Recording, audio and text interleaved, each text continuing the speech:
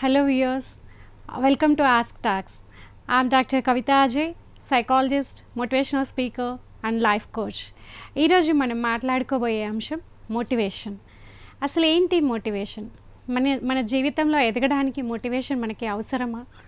ఏమనుకుంటున్నారు మీరు? అసలు మోటివేషన్లో ఎన్ని రకాలు ఉంటాయి? 2 types of motivation అండి. First one is intrinsic motivation and second one is extrinsic motivation. What it is? Intrinsic motivation అంటే ఏంటి? మన లోపల నుంచి ప్రేరణ పొందడం, అంటే దిస్ ఈజ్ మై లైఫ్, నేను ఎదగాలి, జీవితంలో నేను విన్ అవ్వాలి, నన్ను నేను ప్రూవ్ చేసుకోవాలి అన్న ప్రేరణని మనం ఇంట్రిన్సిక్ మోటివేషన్ అంటాం. And next second type of motivation is extrinsic motivation. So ఏంటిది అంటే, నీ చుట్టూ ఉన్న వాళ్ళని, నీ ఫ్రెండ్ సర్కిల్లో కావచ్చు, రిలేటివ్స్లో కావచ్చు, సొసైటీ నుంచి స్ఫూర్తి పొంది, అబ్దుల్ కలాంని చూసి నేను ఒక మిసైల్ మ్యాన్ అవ్వాలి అని స్ఫూర్తి పొందడం, గాంధీజీ నుంచి అహింసావాదాన్ని స్ఫూర్తిలా తీసుకోవడం, అలా ఒక రోల్ మోడలింగ్, అంటే జీవితంలో అత్యున్నత స్థాయికి ఎదిగిన వాళ్ళని చూసి వాళ్ళలా నేను తయారవ్వాలి, నేనెందుకు కాకూడదు వాళ్ళలాగా అని స్ఫూర్తి పొందడాన్ని మనం ఎక్స్ట్రిన్సిక్ మోటివేషన్ అంటాం. సో మరి మోటివేషన్ పొందడానికి చాలామంది క్వశ్చన్ అడుగుతుంటారు స్టూడెంట్స్, మేడం నేను కష్టపడి చదువుతున్నాను but I'm unable to remember the things, why, ఎందుకు ఇలా జరుగుతుంది? ఎందుకంటే ఒక చిన్న ఎగ్జాంపుల్ చెప్తానండి. ఒక క్యాండిల్ వెలుతురికి 1 kg రైస్ ఉడికించగలమా? ఉడకదు. అంటే ఇక్కడ ఒక బర్నింగ్ డిజైర్, కసి, తపన, trust, whatever it may be, అది ఎంత స్ట్రాంగ్గా ఉంటుంది. బర్నింగ్ డిజైర్ అనేది చాలా స్ట్రాంగ్గా ఉన్నప్పుడే నువ్వు పెట్టుకున్న ఎయిమ్కి, నువ్వు పెట్టుకున్న లక్ష్యం, target, whatever it may be, దాన్ని రీచ్ అవ్వడానికి ఆస్కారం ఉంటుంది. ఒకసారి సోక్రటీస్ని తన స్టూడెంట్ అడిగారంట, what is the secret of success అని. సోక్రటీస్ తన స్టూడెంట్ని ఒక రివర్ దగ్గరికి, ఒక నది దగ్గరికి తీసుకెళ్ళి ఆ తలని అందులో ముంచుతాడు. కాసేపు కొన్ని క్షణాలు ఆయన గింజుకుంటాడు, కష్టపడతాడు పైకి రావడానికి.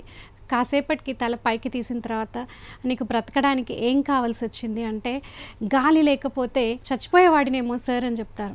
చూసావా, నువ్వు జీవితంలో నువ్వు జీవించాలి అంటే కావాల్సింది గాలి, ఎయిర్.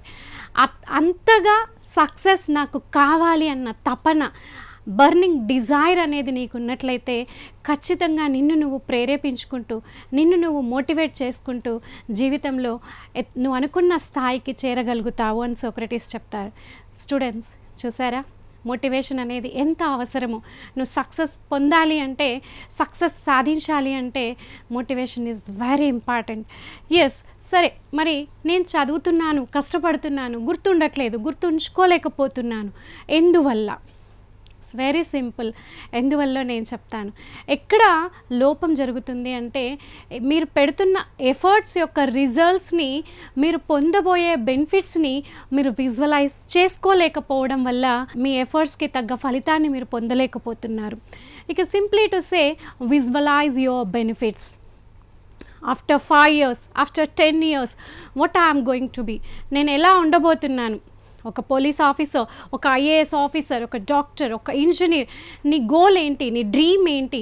దానికి తగ్గట్టుగా నీ ఎఫర్ట్స్ నువ్వు పెడుతున్నావా? నువ్వు పెడుతున్న నీ ఎఫర్ట్స్ని కనుక నువ్వు నీ ఫ్యూచర్ని విజువలైజ్ చేసుకోగలిగితే, ఎలా విజువలైజ్ చేయాలి? 70 mm స్క్రీన్లో నీ సినిమాని నువ్వు చూసుకోగలగాలి. That is the motivation. అలా చేసినప్పుడు ఖచ్చితంగా నువ్వు ఆ బెనిఫిట్స్ని ఎప్పుడైతే ఊహించుకుంటావో, నువ్వు ఒక 1 hour కష్టపడుతున్నావు, ఈ కష్టానికి తగ్గ ఫలితాన్ని నువ్వు ఊహించుకున్నప్పుడు ఆటోమేటిక్గా నీ లోపల నుంచి నీకు కాన్సన్ట్రేషన్ అనేది తన్నుకొస్తుంది. ఎప్పుడైతే నువ్వు కాన్సన్ట్రేట్ చేసి చదవగలుగుతావో, కాన్సన్ట్రేషన్తో ఏకాగ్రత పెట్టి చదవగలుగుతావో, అప్పుడు నువ్వు చదివిందంతా కూడా నీకు అర్థమవుతుంది. ఏదైతే అర్థమవుతుందో, అర్థమైన ప్రతిదీ కూడా నీ మెమరీలో ఫీడ్ అయిపోతుంది. ఎగ్జామ్లో మర్చిపోమన్నా కూడా నువ్వు మర్చిపోవు ఇక. సో చూడండి, ఒకసారి నువ్వు పడుతున్న కష్టం యొక్క బెనిఫిట్ని విజువలైజ్ చేసుకోగలిగితే 1 అవర్ నేను ఈ 1 అవర్ చదివితే నేను ఎంత బాగా గుర్తుంచుకుంటాను, ఇది ఎంత బాగా నాకు అర్థమవుతుంది, ఇది మళ్ళీ నేను ఎగ్జామ్లో ఎంత బాగా ప్రజెంట్ చేస్తాను అన్నదాన్ని నువ్వు ఊహించుకోగలిగితే కాన్సన్ట్రేషన్ దానంతట అదే వస్తుంది. ఎప్పుడైతే ఏకాగ్రత పెట్టి చదువుతావో అప్పుడు నువ్వు చదివిందంతా నువ్వు అర్థం చేసుకోగలుగుతావు. ఏదైతే నీకు కాన్సెప్ట్ అర్థమవుతుందో అది నీ మెమొరీలో పర్మనెంట్గా గుర్తుండిపోతుంది. అవసరం వచ్చినప్పుడు ఎలాంటి కన్ఫ్యూజన్ లేకుండా, ఎలాంటి టెన్షన్ లేకుండా, చెమటలు పట్టకుండా పరీక్షలో రాయగలుగుతావు. This is the simple secret of success. Motivation దీనికంతా కావాల్సింది ఏంటి? This is my life, I have to win my life అన్న మోటివేషన్ నీకు కావాలి. అది పొందినట్లయితే జీవితంలో ముందుకి వెళ్ళగలుగుతావు. ఎక్స్ట్రిన్సిక్ మోటివేషన్లో నువ్వు ఒక రోల్ మోడల్ని, అబ్దుల్ కలాం లాగా నేను కావాలి అన్న నువ్వు ఒక డిజైర్, ఒక కసి, ఒక రోల్ మోడల్ని పెట్టుకున్నావు అనుకోండి, నీ ఎక్స్ట్రిన్సిక్ మోటివేషన్ నీకేం చెప్తుంది?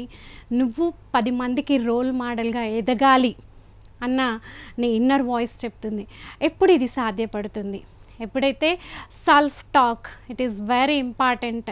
న్యూరోసిమాంటిక్స్ అంటాం మనం. అంటే నీ లో ఎనర్జీ వర్డ్స్ని రిప్లేస్ చేస్తూ హై ఎనర్జీ వర్డ్స్ రావాలి.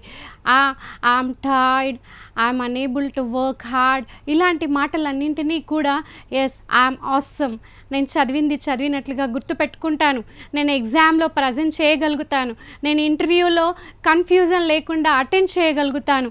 ఇలా నీ సెల్ఫ్ టాక్ పాజిటివ్ రీఇన్ఫోర్స్మెంట్ నీకు ఇస్తుంది. ఎప్పుడు నువ్వు ధైర్యంగా నీ ఇన్నర్ వాయిస్ని, నీ ఇన్నర్ డైలాగ్ని ప్రాక్టీస్ చేసినప్పుడు. ఇదంతా ఎప్పుడు సాధ్యం? నిన్ను నువ్వు మోటివేట్ చేసుకున్నప్పుడు. So motivation is very important to excel in your life. So my dear student, ఎప్పటికప్పుడు మిమ్మల్ని మీరు intrinsic motivation and extrinsic motivation ఇవి రెండింటిని బ్యాలెన్స్ చేసుకుంటూ, స్ఫూర్తి పొందుతూ, నీకు నువ్వుగా స్ఫూర్తి పొందుతూ, ఇతరుల నుంచి స్ఫూర్తిని, ప్రేరణని పొందుతూ జీవితంలో ముందుకెళ్ళినట్లయితే, మోటివేట్ అయినట్లయితే నువ్వు 10 మందికి ఇన్స్పైరింగ్గా నిలవగలుగుతావు. ఒక యూనిక్నెస్ లైఫ్లో 10 మందిలో నీకంటూ ఒక ఐడెంటిటీ, 10 మందిలో నీకంటూ ఒక యూనిక్నెస్ కావాలి అంటే ప్రతి క్షణం నిన్ను నువ్వు మోటివేట్ చేసుకోవాల్సిందే. ఎక్స్ట్రిన్సిక్ మోటివేషన్లో ఒకరిని రోల్ మోడల్గా తీసుకొని నువ్వు ఎదగాలి అనుకున్నప్పుడు కొన్ని సింపుల్ టెక్నిక్స్ నేను చెప్తాను. ఒకటి మినీ మ్యాక్స్, అంటే minimising your weakness and maximising your strengths. చాలా సింపుల్ టాస్క్ అండి. ఎప్పటికప్పుడు నిన్ను నువ్వు ఎప్పటికప్పుడు మోటివేట్ చేసుకుంటున్నప్పుడు నీలో ఉన్న లోపాలని తగ్గించుకుంటూ, నీలో ఉన్న బలాలని పెంచుకుంటూ ముందుకు వెళ్ళడం. ఫర్ ఎగ్జాంపుల్ ప్రోక్రాస్టినేషన్, బద్ధకం, లేజినెస్ స్టూడెంట్ లైఫ్లో ఎక్కువగా మనం చూసే లోపం అండి ఇది. సో దీనిని ఎలా ఓవర్కమ్ కావాలి? దీనిని ఓవర్కమ్, ఒక లేజినెస్ని కనుక నువ్వు ఓవర్కమ్ అయినట్లయితే చాలా అద్భుతాలు సాధించగలుగుతారు. సో ఏం చేస్తే మరి ఎప్పుడు ఓవర్కమ్ అవుతావు?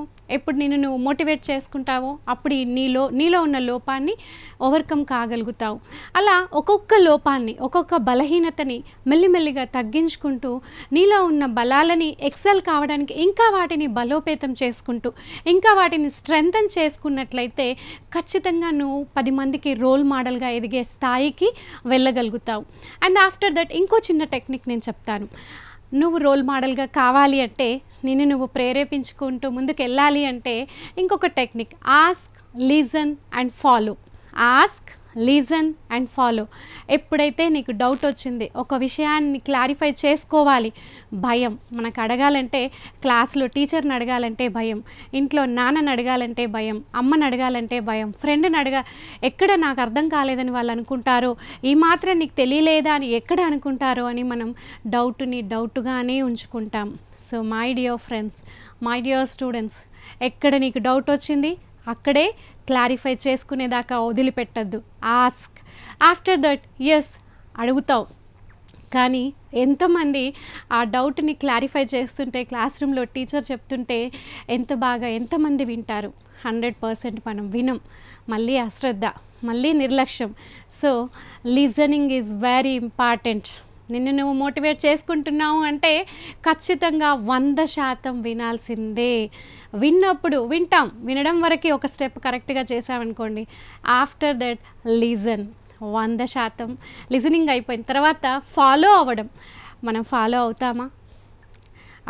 డౌట్ అడిగావు క్లాస్లో, తర్వాత విన్నావు, బట్ ఫాలో అయ్యే స్టెప్లో మాత్రం మనం మళ్ళీ నిర్లక్ష్యం, మళ్ళీ అశ్రద్ధ.